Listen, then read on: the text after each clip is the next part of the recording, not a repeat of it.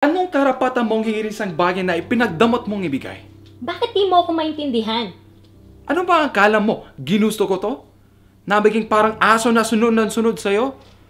Araw-araw na parang sasabog ang ulo ko kasi hindi ko alam ang gusto mo. Excuse me?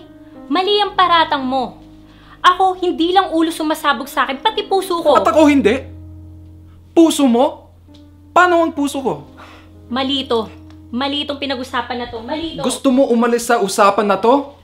Do me a favor. Umalis ka na rin sa buhay ko. Ano? Yan ba talagang gusto mo? Naduwag ka, Christian. Aminin mo, naduwag ka.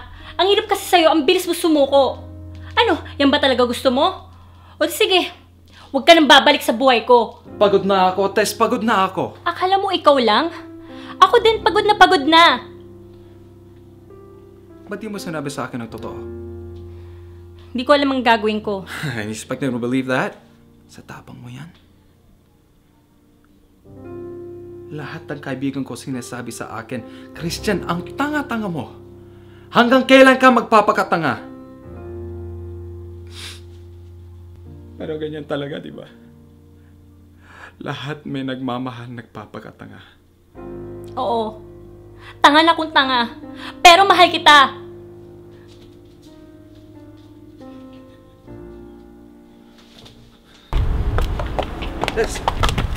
Tess, wait lang. Mahal mo pa ba ako? Oo, Christian. Mahal na mahal pa rin kita.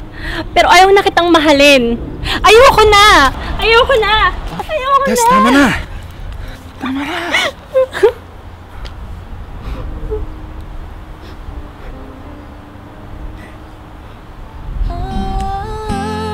Love moves in mysterious ways. It's always so surprising. Kumusta ka na, anak? Parang mahal ko pa rin si Christian. Paano ang boyfriend mo? Paano na si Leah? Hindi ko po alam. Pero parang ito yung gusto ko.